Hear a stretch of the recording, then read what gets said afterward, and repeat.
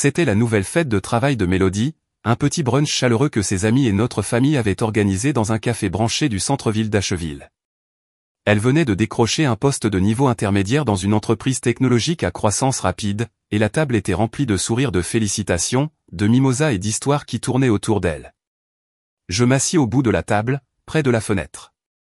Mon café était devenu froid, mais je continuais de le remuer, une vieille habitude qui m'a aidé à garder les pieds sur terre. Personne ne m'a vraiment remarqué car, comme toujours, la vedette appartenait à ma sœur Mélodie.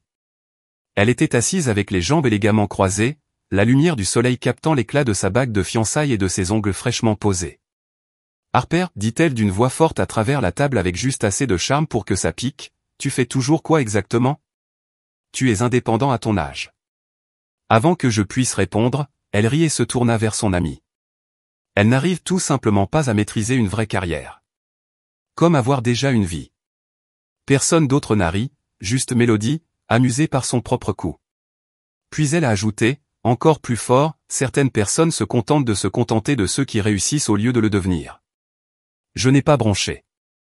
Je ne l'ai pas regardé. J'ai juste pressé mes lèvres l'une contre l'autre et j'ai continué à remuer. Ma mère a marmonné, Mel, ça suffit. Mais ma sœur haussa seulement les épaules.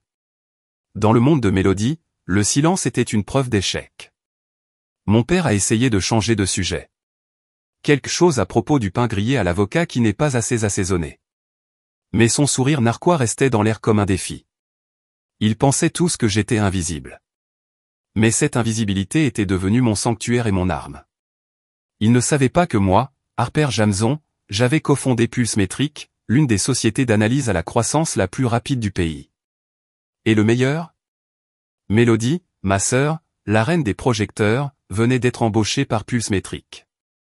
Elle n'en avait aucune idée et je n'allais pas gâcher la surprise. J'avais l'habitude d'être invisible. Cela a commencé bien avant les brunchs et les fêtes de travail. Je me souviens clairement de mon 11e anniversaire.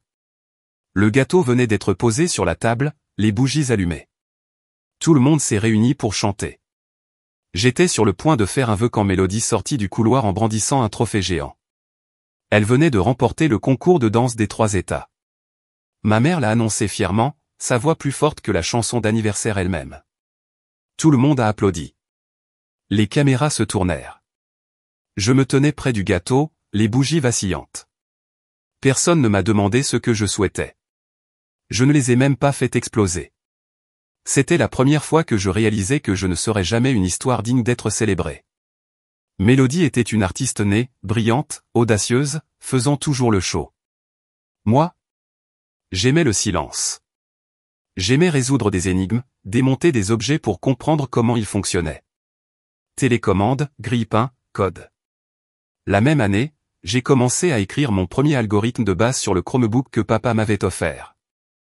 J'étais accro. Ma mère disait toujours, Harper pouvait rester assis au même endroit pendant 6 heures sans jamais émettre de bruit.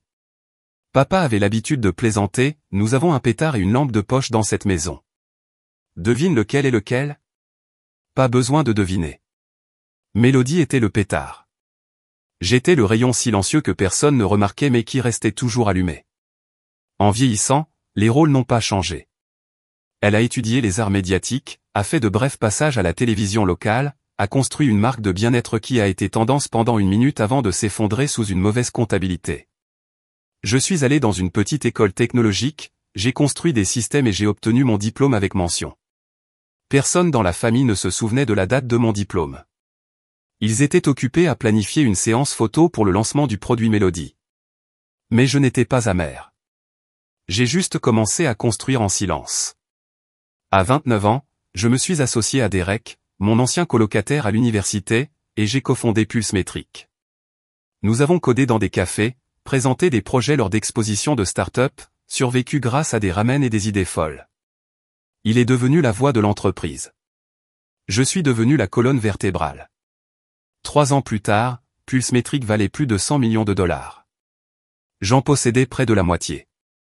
Mon nom était introuvable. Et maintenant, Mélodie, la sœur qui n'avait jamais remarqué le faisceau derrière le projecteur, venait d'être embauchée dans mon entreprise. La lettre d'offre a été envoyée le lendemain matin, Mélodie Jamson, analyste budgétaire, Pulsemetric. Salaire approuvé. Date de début lundi. Elle ne savait pas que mon approbation venait de moi. Seul Derek connaissait la vérité, je n'étais pas qu'un simple consultant technique travaillant à distance. J'étais fondateur. Dès le premier jour, nous avons convenu que seul le nom de Derek serait rendu public. Il avait le charme, la voix, l'aisance avec les gens. J'ai préféré l'architecture derrière le rideau.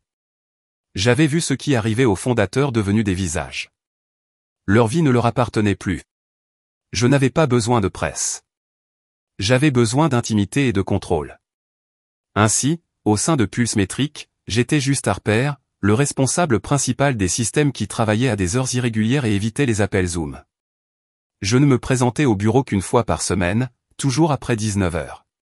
Quand les couloirs étaient calmes et la machine à expresso déjà nettoyée. Le reste du temps, je gérais notre architecture, examinais les budgets des départements et prenais des décisions exécutives derrière des couches de connexion sécurisées. Derek était celui qui serrait la main et prononçait les discours. Il n'a jamais dévoilé mon identité, même devant les employés. Je me demandais si rester caché était le bon choix. Mais quand j'ai vu Mélodie entrer dans le monde que j'avais construit, pleine de fierté et d'ambition, j'ai su que c'était nécessaire. Le premier jour, je suis resté à la maison.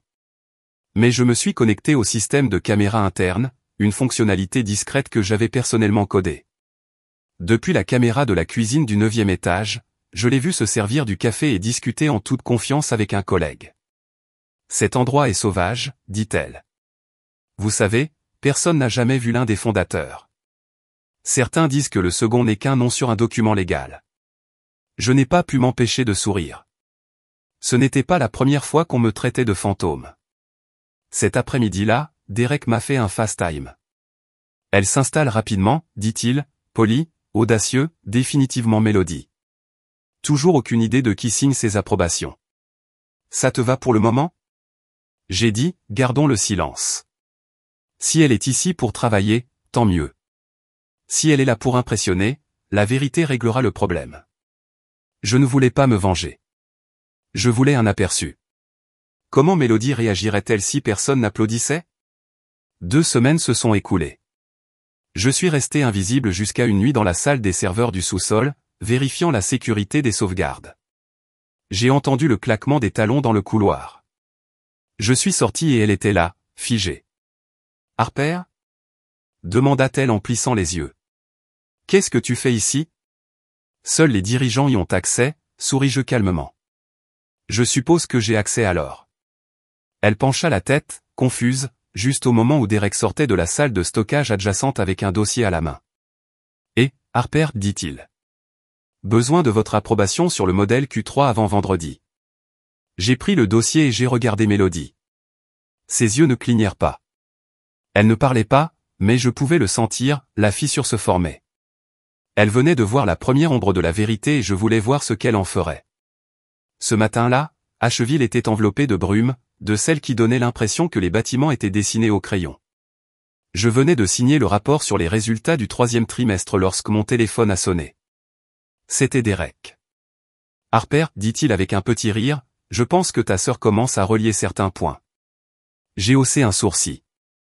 Au même moment, une nouvelle notification par email de la comptabilité est apparue sur mon écran.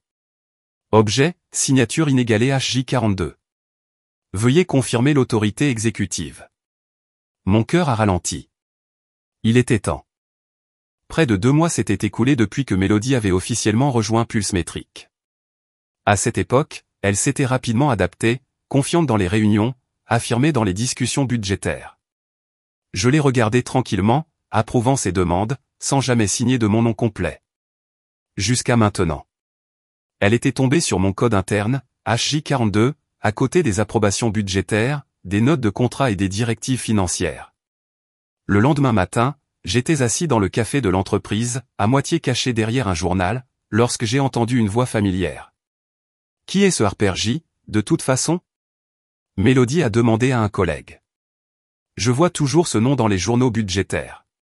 Personne ne semble savoir qui elle est. Sa collègue haussa les épaules. Certains disent qu'elle est comme un fantôme. Elle ne signe que les décisions importantes. Mélodie renifla. Super.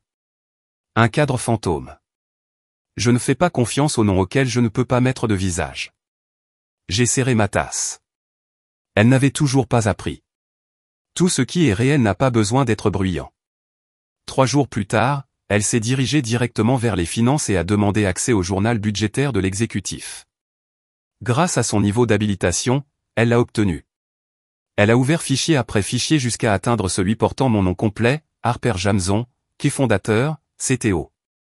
À chaque page, la vérité devenait impossible à ignorer. La même sœur qui m'avait autrefois traité de charitable regardait maintenant la signature qui approuvait son premier chèque de paie.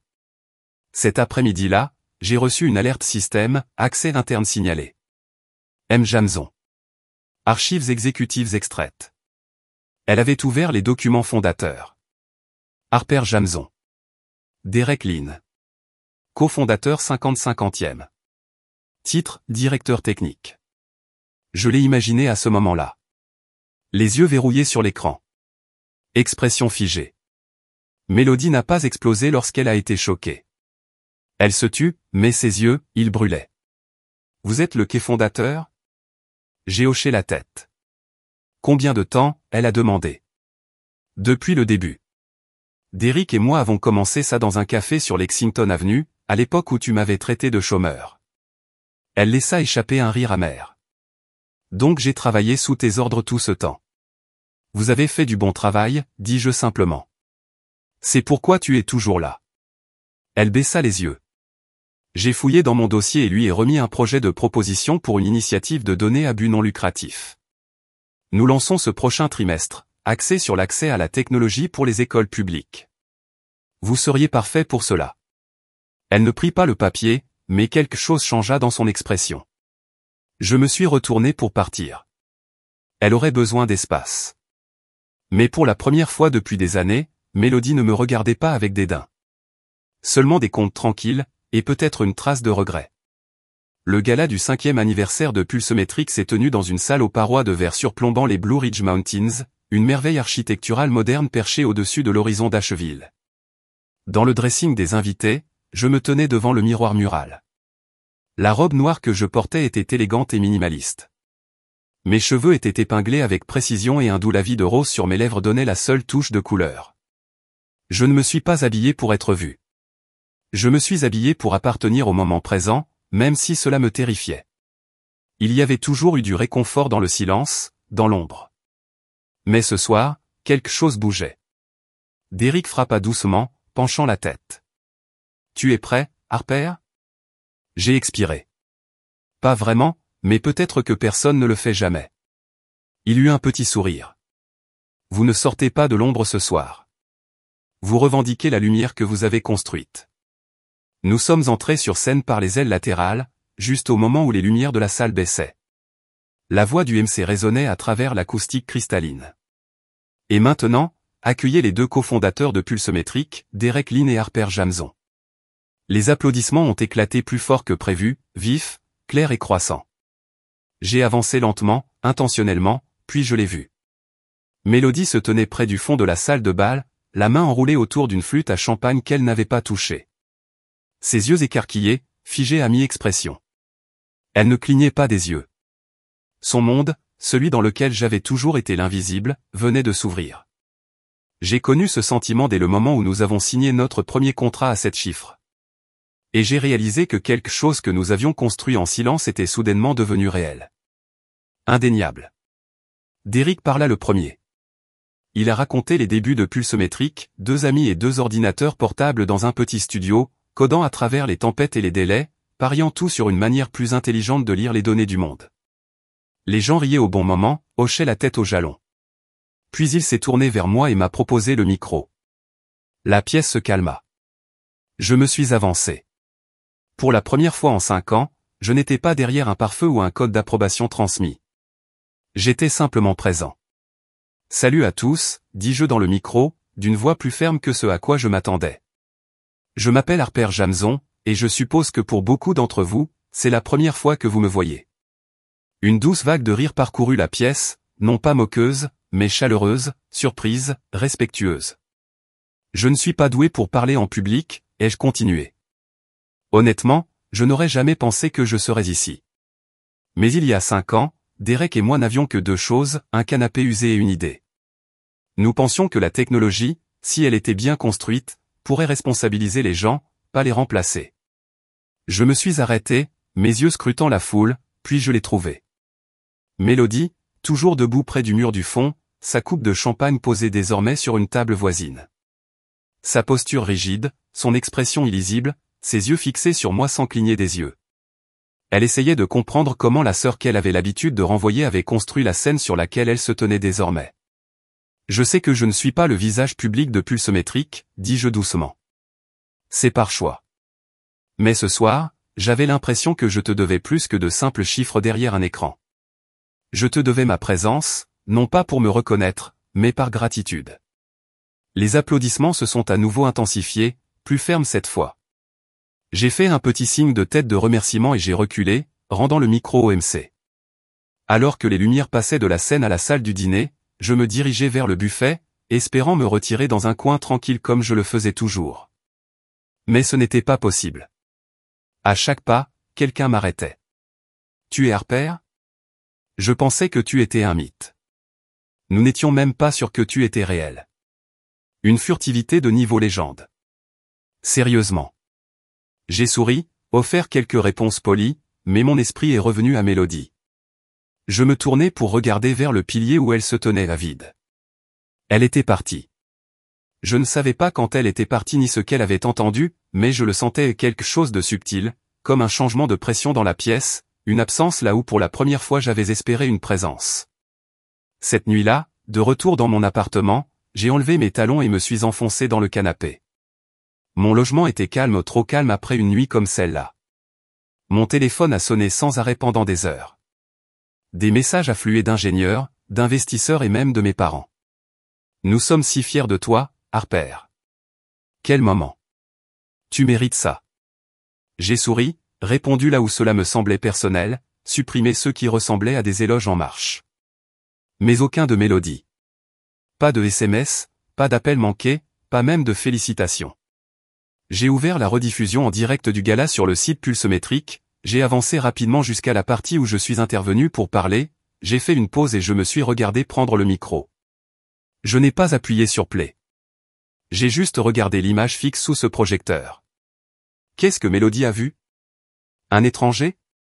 Ou la petite sœur sur laquelle elle roulait des yeux, la traitant d'ennuyeuse et obsédée par les feuilles de calcul?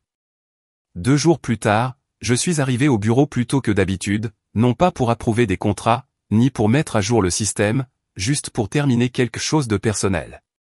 Dans un tiroir de la salle de conférence du 11e étage, j'ai conservé une petite boîte en noyer. Il m'accompagnait depuis l'université, dans les appartements, les bureaux et les salles de serveurs. À l'intérieur, j'ai placé 3 choses, un carnet en lin bleu marine, un stylo plume noire et une carte manuscrite. Il m'avait fallu plus d'1 heure pour écrire, non pas parce que les mots étaient durs, mais parce que je voulais qu'ils paraissent vrais. Mélodie, merci pour ce que tu as contribué à Pulsemétrique jusqu'à présent. Tu es talentueuse, intelligente et je crois que tu iras loin. Je suis fier de travailler avec toi, même si nous avons commencé en silence. Harper. Pas de sœur. Pas de la part de votre frère ou sœur, juste des faits et un choix. J'ai scellé la carte à l'intérieur du cahier et remis la boîte à l'assistant de messagerie interne avec une instruction simple, remettez-la à Mélodie Jamzon. Aucun expéditeur. Je ne m'attendais pas à une réponse. Je n'en avais pas besoin. Ce n'était pas un rameau d'olivier. Ce n'était qu'une porte, silencieusement ouverte. Elle pouvait choisir de passer ou non. Le reste de la semaine se passa dans le silence. Aucun message de Mélodie. Pas de mail, pas de note de remerciement, juste de l'espace. Mais j'ai commencé à remarquer autre chose. Elle ne se reculait plus lors des réunions, les bras croisés et les yeux à moitié intéressés. Elle est arrivée tôt, a pris des notes détaillées, a posé des questions intelligentes et délibérées. Sa voix, une fois réglée pour la performance, s'était calmée. Un après-midi, je me tenais tranquillement juste devant une salle de conférence alors qu'elle présentait une stratégie budgétaire révisée pour une initiative d'IA qui avait dépassé les prévisions. Elle a parcouru les prévisions de coûts et ajusté la modélisation comme si elle avait construit le système elle-même. Son ton était calme et clair. Sa posture ne criait plus « Remarquez-moi ». Il disait je suis venu apporter ma contribution. Je ne suis pas entré. Je suis resté debout dans le couloir, les mains dans les poches de mon manteau, et j'ai hoché la tête une fois. La semaine suivante, les RH ont diffusé une annonce à l'ensemble du personnel, proposition soumise par Mélodie Jamzon, titre relevé sous votre direction. L'initiative de parrainage interne était un plan visant à soutenir le personnel junior, en particulier les femmes occupant des postes technologiques non traditionnels, en lançant des cercles de mentorat et des ateliers trimestriels organisés par les chefs de département. En bas, sous « Inspiration », elle avait écrit en italique, inspirée par la mission tranquille de Harper Jamzon. J'ai lu la proposition 3 fois, lentement, en laissant chaque mot s'installer. Je ne cherchais pas de reconnaissance. Mais d'une manière ou d'une autre, cette ligne a rendu le poids que je ne savais pas que je portais plus léger. Cet après-midi-là, je suis entré dans la salle de repos à mon heure habituelle. Mélodie se tenait près du comptoir, versant de l'eau chaude dans la bouilloire électrique. Elle était seule. Pas de projecteur, pas de public. Quand elle s'est retournée et m'a vu, nous avons tous les deux fait une pause. Pas de bord tranchant dans ses yeux cette fois. Aucune tension dans ses épaules. Pas d'armure. Juste une conscience tranquille. Elle a fait un léger signe de tête, et pour la première fois, je ne l'ai pas vue comme la sœur qui se moquait autrefois de moi parce que j'étais invisible. J'ai vu quelqu'un. Une grande déclaration. Elle leva les yeux, incertain mais ouvert. Cela en dit plus sur qui tu es que tout ce que j'ai jamais cru à ton sujet. Pendant un instant, je n'ai pas vu la sœur qui avait un jour interrompu mon souhait d'anniversaire avec un trophée. Je n'ai pas vu la fille qui s'est moquée de moi au brunch devant toute la famille. J'ai vu une femme désapprendre lentement la fierté, réapprendre lentement la grâce. Je ne sais pas si je peux arranger les choses, a-t-elle admis, les mots tremblants. Mais je vais essayer. Un souffle silencieux quitta ma poitrine, le genre de souffle que l'on ne réalise pas qu'on respire depuis des années. Nous n'avons pas besoin de rejouer le passé, ai-je dit. Nous commençons juste à partir de maintenant. Nous restâmes là un peu plus longtemps, côte à côte. Pas de projecteur, pas de témoin, juste le calme et une douce compréhension. Il n'y a pas eu de grands gestes, pas d'excuses de scène de film, juste la vérité, enfin reconnue, et cela suffisait. Et d'une manière ou d'une autre, les choses ont changé. Mélodie n'était plus la personne la plus bruyante de la pièce. Elle écoutait davantage, interrompait moins. Elle laissait les voix juniors finir leurs pensées, même si elles trébuchaient. Elle s'est portée volontaire pour le travail peu glamour, les audits budgétaires, le nettoyage des feuilles de calcul, le travail en coulisses dont elle se moquait autrefois. Et moi? J'ai arrêté d'éviter mon propre reflet. J'ai commencé à parler lors de briefings techniques, j'ai pris le micro lors des sessions d'intégration et je me suis tenu devant les stagiaires. Je leur ai dit, non pas avec ego, mais avec clarté, qu'il n'était pas nécessaire d'être bruyant pour diriger. Il faut juste savoir où l'on va. Un vendredi après-midi, alors que je faisais mes valises pour partir, je suis passé devant le mur de reconnaissance près des ascenseurs. Son nom figurait en haut, Mélodie Jamzon, top contributrice du 2e trimestre. Elle se tenait à quelques mètres, le lisant tranquillement. Lorsque nos regards se croisèrent, elle offrit un petit sourire. « Merci, dit-elle.